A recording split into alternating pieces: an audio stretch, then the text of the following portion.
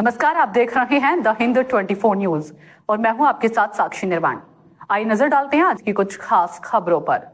सूरत शहर cyber crime cell ने social media पर फेक अकाउंट बनाकर युवती को धमकी देने के मामले में एक आरोपी को गिरफ्तार किया है। मिली जानकारी के अनुसार आरोपी हार्दिक उर्फ कानो जगदीश भाई काना भाई कातरिया, उम्र 22, निवासी विक्रम नगर सोसाइटी 3,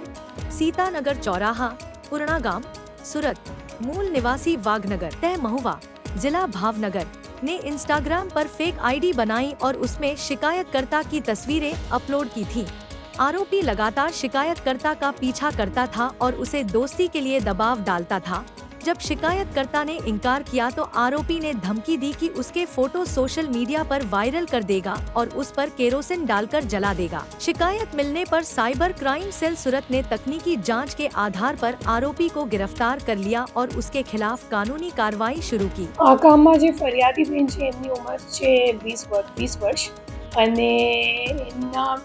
અને જે આરોપી છે હાર્દિકભાઈ એ પણ એમના કોલેજમાં મતલબ મળેલા એક છોકરો છે એમની વર્ષ છે 21 વર્ષ અને બંને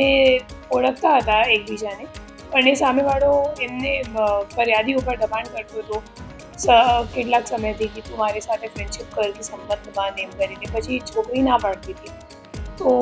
દબાણ કરવા માટે અને બીજી રીતે પ્રેશર કરવા માટે પછી એક ફેક ઇન્સ્ટાગ્રામ આઈડી બનાવી ફરિયાદીની અને એ પહેલાંની ઇન્સ્ટાગ્રામ આઈડીમાં ફરિયાદીનો ફોટો અને ઘણો બધો ફોટોગ્રાફ એમનો ઇન્સ્ટાગ્રામ પર અપલોડ કરી દીધા। તો એ રીતે ફરિયાદીને હેરેસમેન્ટ કરતો હતો અને આ મુજબની ફરિયાદ પછી ગઈકાલે સાયબર ક્રાઇમ સેલમાં દાખલ કરવામાં આવી છે। હું બધાને અપીલ કરું છું અને અનુરોધ કરું છું કે અગર તમારી સાથે કોઈ પણ રીતે સોશિયલ મીડિયા પ્લેટફોર્મ પર કે બીજી કઈ રીતે અગર તમારી સાથે કોઈ સાયબર ક્રાઇમ થયું હોય તો તરત જ 1930 હેલ્પલાઇન નંબર જે છે સાયબર ક્રાઇમની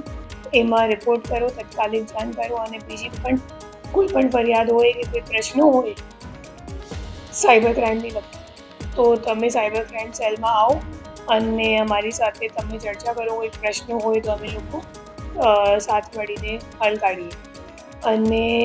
કોઈ પણ ન્યૂડ ફોટો કે તમે કોઈ એઆઈ આર્ટિફિશિયલ ઇન્ટેલિજન્સનો આજના દિવસે જે ટ્રેન્ડ આ ચાલી રહ્યું છે કે નાનો બનાનાનો ટ્રેન્ડ હોય કે બીજો કોઈ સાડીમાં અગર તમારો એઆઈ મારફતે જે ફોટો બને છે એવી રીતનું કોઈ ટ્રેન્ડ હોય એમાં નથી આવતા કેમ કે એ લોકો અગર તમને નથી આવડતું હોય ઇન્ટરનેટ કેવી રીતે વાપરવાનું અને તમે સારી રીતે પરમિશન નથી આપો, ફોર એક્ઝામ્પલ અગર તમે ડિસઅલાઉ નહીં કરો કે અલાઉ કરતા વખત તમે નહીં વાંચો કે તમે શું અલાઉ કરો છો તો ખરેખર તમે જે ફોટા અપલોડ કરો છો તમારા એઆઈ કોઈ પણ ચેટ જીપીટીને કે બીજા કોઈ એઆઈના ટૂલને સોફ્ટવેરને તો પછી એ તમારી પ્રાઇવસી પણ શું કહેવાય ઇન્ટરફિયર કરી શકે અને તમારો ડેટાનો દુરુપયોગ કરી શકે એવી શક્યતા છે। તો એટલે સતર્ક રહેવાનું, જ્યારે પણ તમે કોઈ ટ્રેન્ડની ઝાંસામાં આવી જાઓ તો સતર્ક રહેવાનું અને સારી રીતે વાંચીને જ પરમિશન આપો। देखते रहिए द हिंद 24 न्यूज।